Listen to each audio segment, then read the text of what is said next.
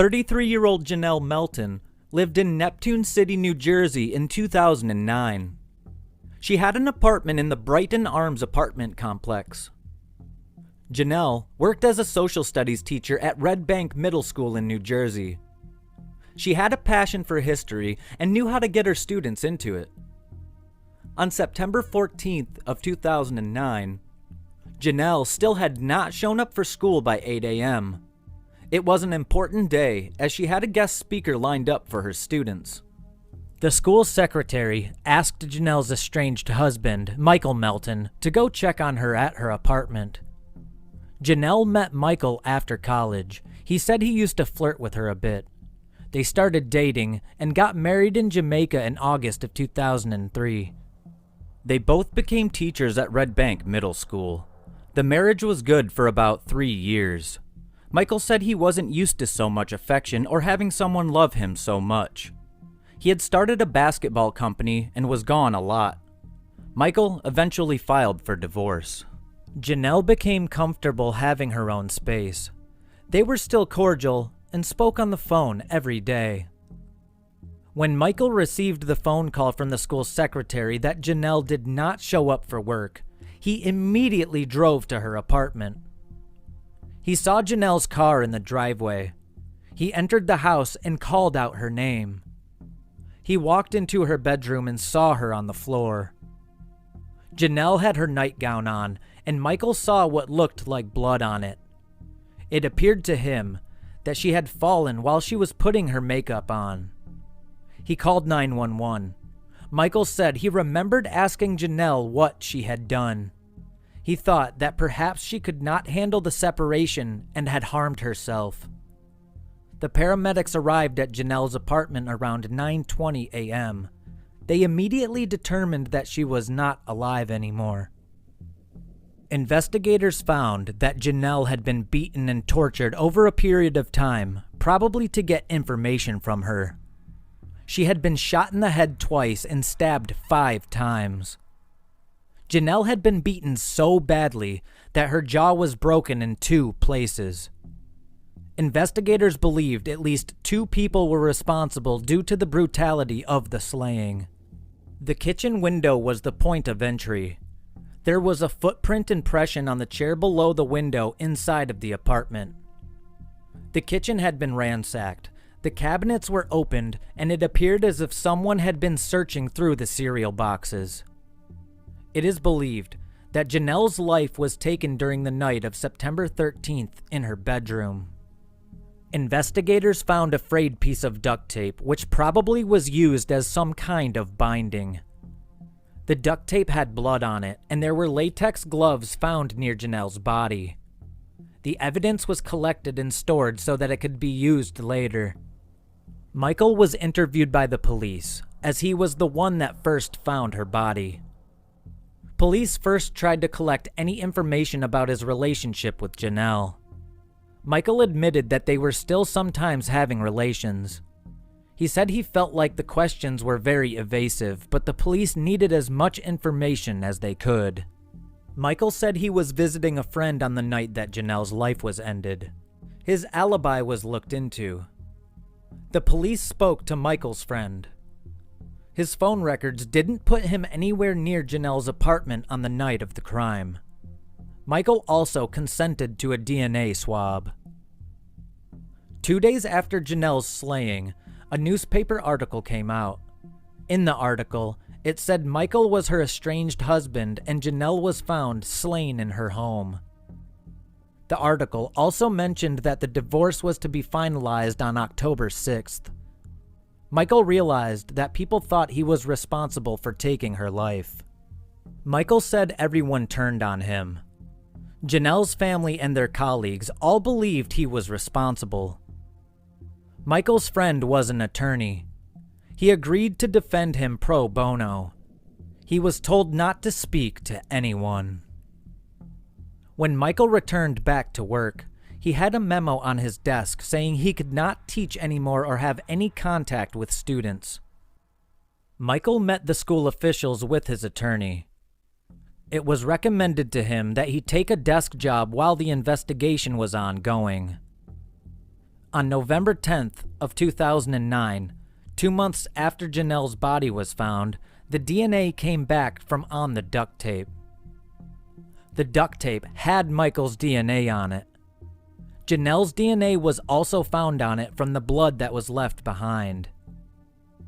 The police believed that Janelle had been duct taped to a chair before the attack. Michael claimed that the tape had been stuck to his shoe when he found Janelle, so he used his hands to pull it off, and that was why his DNA was on it. Realizing no one believed that he was innocent, Michael turned to alcohol and even contemplated taking his own life. There was also DNA found on the pink lighter, but it unfortunately came back as inconclusive. All of the evidence was transferred to the New York City Medical Examiner's Office for additional analysis. A few months after Janelle's slaying, investigators were still receiving tips. One neighbor believed he had heard a loud noise. One woman said her dogs were awoken by the noise.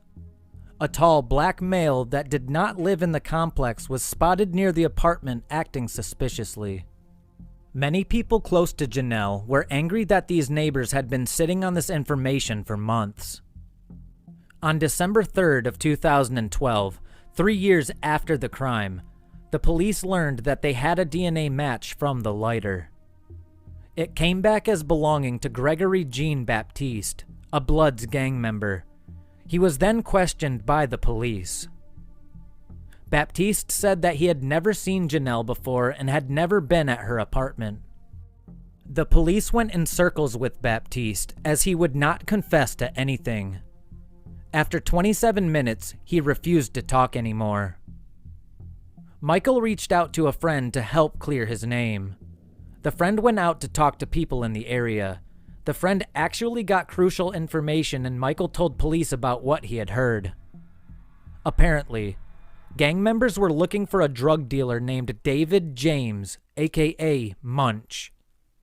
David lived directly next to Janelle. It was rumored that David had $15,000 in a freezer. His girlfriend was overheard by these people talking about drugs at a party. They ended up at the wrong apartment and assumed Janelle was the girlfriend of David. Investigators then went out searching for anyone who would talk. Finally, an informant gave them 3 names. A fourth person, a woman, was their getaway driver. The men were identified as Ebenezer Bird, Gregory Jean Baptiste, and Jerry Spalding. All 3 were part of the Bloods gang. The woman was later identified as Elizabeth Pinto, a former girlfriend of Ebenezer Bird. It was on December 1st of 2015 that a woman named Norika Scott identified Elizabeth Pinto as the getaway driver. Norika had been Ebenezer Bird's current girlfriend.